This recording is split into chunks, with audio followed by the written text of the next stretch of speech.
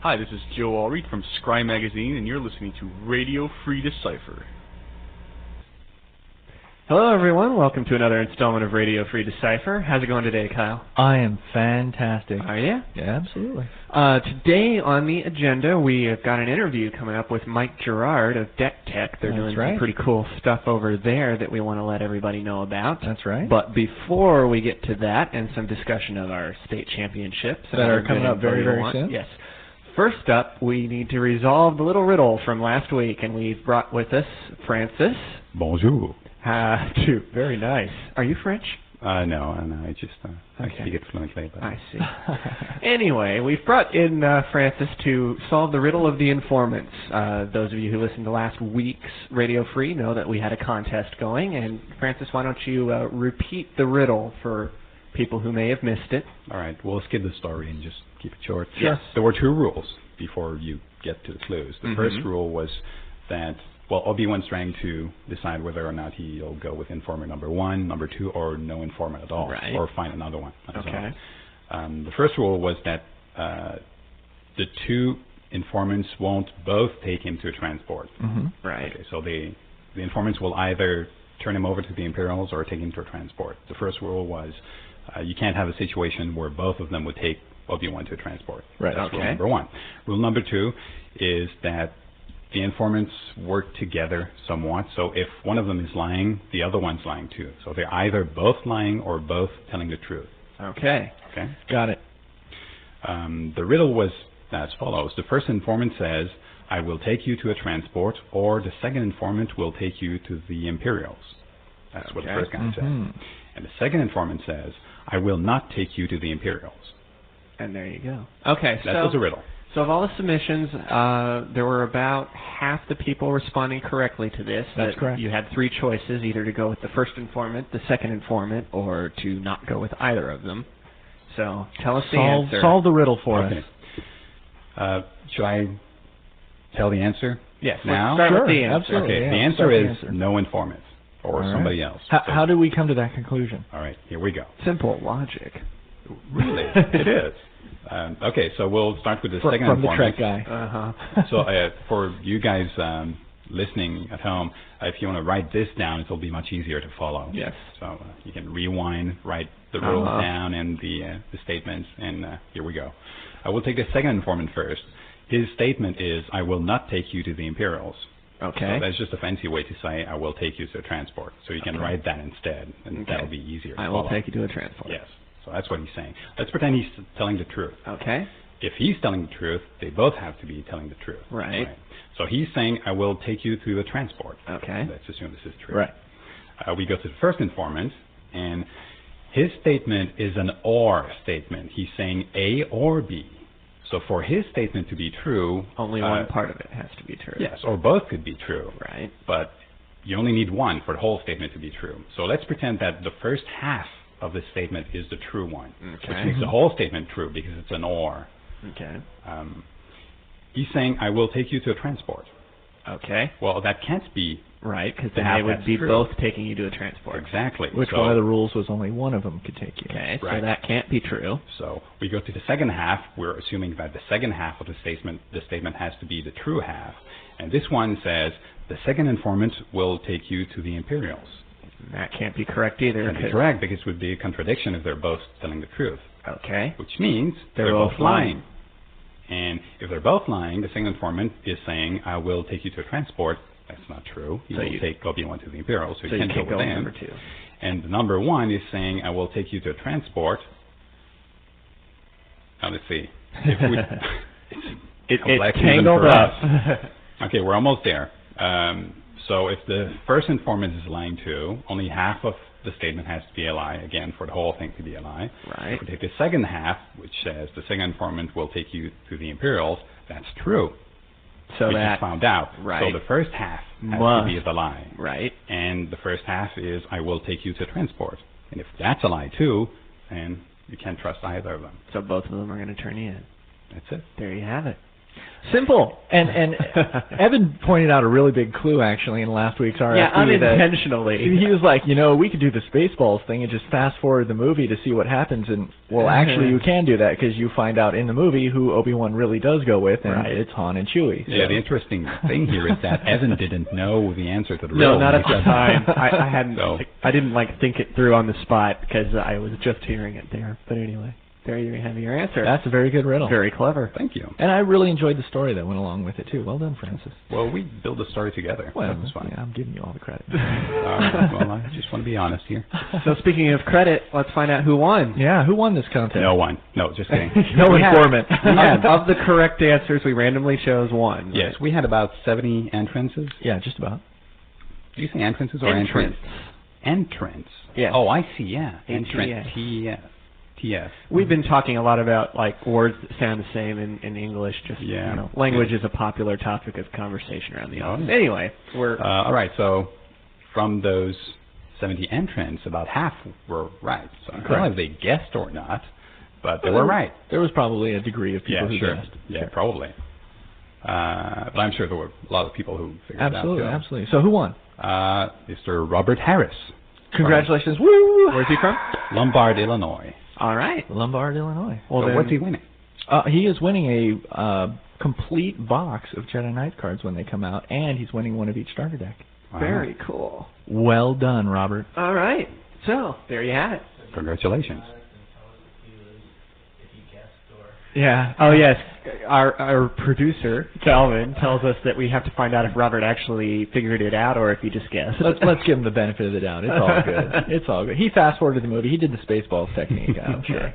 So on to state championships here, Kyle. I know you've been working quite feverishly on them this last week or two. Yes, I have. State championships we're starting the groundwork on them right now. Mm-hmm. They're going to be very similar to what they were last year. Okay. But there is one major change. But before we get into that, let me refresh everyone's memory that we're still working on the state championship prizes from last year, and we're not dodging that subject. We are very, very close to having those complete, and we will be hopefully start shipping those first part of February. So those of you who will be getting those.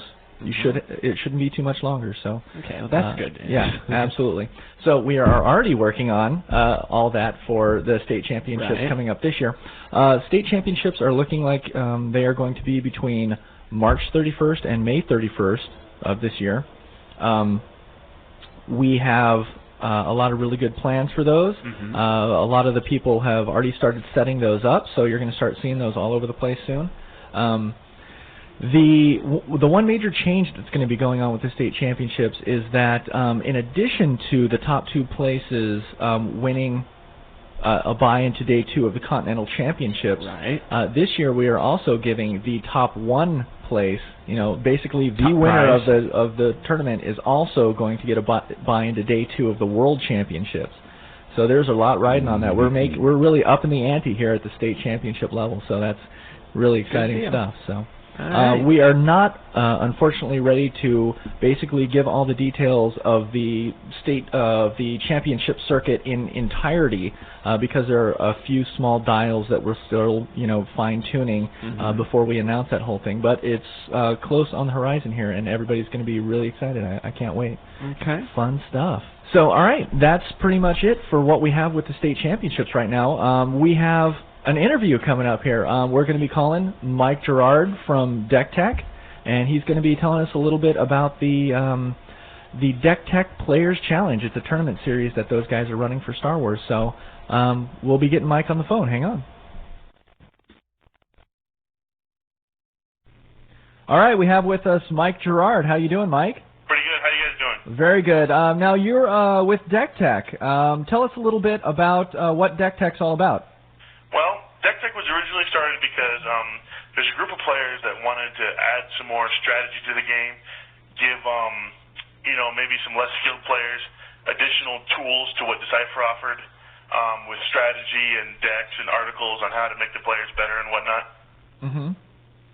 That's mostly Star Wars CCG you're referring to, correct? Yes. Uh-huh. Do you cover any of the other games? Not currently at this time. We've explored other options, but currently we're just covering the Star Wars section. Okay, very cool. Now, we brought you on today because you guys have a new program, a new tournament series that you guys have started for Star Wars called the Deck Tech Players Challenge. Why don't you tell us a little bit about the history of that, why you guys are doing it, that kind of stuff. Tell us what it is.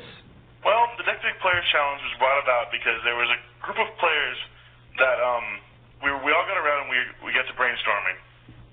During certain parts of the year, there's kind of a lull for like an upper tier tournament series where players can travel like across country and test their skills against players of equal skill level.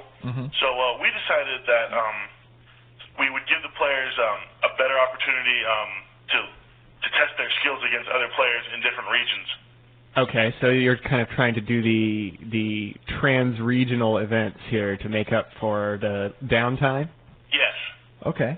What else are you offering to the players in the Deck Tech Players Challenge? Well, we're offering more in the way of prizes. We figured that people are going to travel to this event, and we want to, make it worth their while. So we're going to offer $1,000 to first, and the current prize structure is $1,000 to first, $200 to second, and $150 to third and fourth. Wow. Now, if we get more than 80 players at these events, we will add 20% of anything over 80 players from the entrance fees into the prize pool for 5th through 8 spots. Wow, that's pretty good. So you guys are basically running very large, high-profile money tournaments for Star Wars. That's great. Well, it's not really high profile because any player can play. If they feel that they're ready to test their skills against some of the game's elitists, then we welcome them. You mean elitists affectionately, of course. Of course. Great. Okay, well, there's got to be some people out there that may be a little adverse to that. So have you faced, any challenges in creating this high level of tournament play? Well, there's been a voice from some of the communities because that we are offering a cash prize, and it's not really the cash prize that is causing dissension. It's more the fact that cash prizes equal people trying to, curb the system, way to get around, like breaking the rules and cheating and whatnot. Win at all costs? Yes. So what have you guys done to help curb that? Well, in addition to the Decipher tournament guidelines, we have created our own section of DPC rules to help curb some of the sportsmanship issues. We really didn't want to leave it. Well, we didn't want the tournament director to be accused of any type of playing favoritism because so much was on the line. So under the guise of the tournament director's discretion, we added some sportsmanship-related rules, some things that are more standardized that we hope that will bring a better player environment and protect both the players and the tournament directors. Where can I, as a player, go out and find those rules? Those rules are located on the DPC website at www.decktech.net/DPC. Okay. They will also be available at the DPC in hard copy. Okay, great. Now, as I understand, though, most of the response you guys have been getting has been very positive. Yes, there's been a lot of positive responses. A lot of the players have been looking forward to this type of series for some time. Good deal. Well, where are you guys running your first couple of events? Tell us when and where. Well, our first event will be in Normal, Illinois. A friend of mine, Joel Allreed, is the coordinator for this event. He will be the head judge, and I think the assistant judges will be Ron Funk and Jason Lumsden, another buddy of mine. Okay. It will be the last weekend of February 24th, I believe. Okay. Yes, the 24th. There will be a teaser event Friday night on the 23rd. There'll be a $5 entrance fee where the winner of that will get into the next day for free. And then on the 24th will be the actual DPC. Anybody can enter. It's open to all the players. There's a $25 entrance fee. This is where the grand will be given away to first. And then in addition, there will be side events if you're not doing so well after the first couple rounds and you feel that you may want to gain some ratings points back and you want to go play in a side event. Right. And then on Sunday there will be a team event as well. Okay. So you have now speaking of ratings, you have not only the Decipher ratings that these tournaments will count for, but you have your own rating system. Is that correct? Yes, we're currently in the process of organizing and completing our own rating systems, and based on that, there will be qualifications for upcoming DPC events. Okay, great. Now, other than the normal Illinois event, where else do you have events coming on, and how many do you have planned so far? So far, we're looking at the first half of the DPC season. We have the normal Illinois the last week of February. There's going to be one scheduled for Vegas. The venue is still to be determined, but that will be the last week of April. And then, of course, the big Ramapocon in, I believe that's June. Okay. Great. That sounds fantastic. All right, now it's time for you to, put on your own thinking cap here and your prediction hat. Who do you think is going to win the first Deck Tech Players Challenge? Oh, you guys just love to put me on the spot, don't Yeah, you? come on, man. Your prediction. All right, there will be many, many high-caliber players there. There's rumors that Mr. Brian Hunter, who's #1 in the world, will be there. Mm-hmm. As always, the colorful Clint Hayes will be there, Colorful. as well as some other high-ranked players. From some of the rumors that I've heard of some of the new deck archetypes from Reflections 2, I would say that I would have to pick Clint Hayes to win the first DPC. Wow. All right. Well, there you go. He didn't hesitate about it. Excellent. Do you see you branching out in doing maybe high caliber tournaments like this for any of the other Decipher games? Possibly. Right now we have our hands full with finishing up the second half of the DPC season and scheduling some of the future events. But we are currently looking into some possibilities for Trek, YJ, and JK as soon as it's released. Excellent. All right. Well, thank you very much, Mike, for spending some time with us. Anything else you want to let the community know about the Deck Tech Players Challenge? Or Deck Tech? There will be a master tournament at the end of the year. We haven't decided on the qualification system for it yet. But there will be a total cash prize of $5,000 given away at that tournament as well. Excellent. Wow, that's big stuff. Yes, all right. We hope that to be the climax of the DPC season. All right. Well, best of luck to you guys. Thank you. All right. We will talk with you soon, I'm sure, Mike. And good luck, and thanks for joining us today on Radio Free Decipher. Thank you, guys. Everyone out there in Radio Free, thanks. Have a good weekend.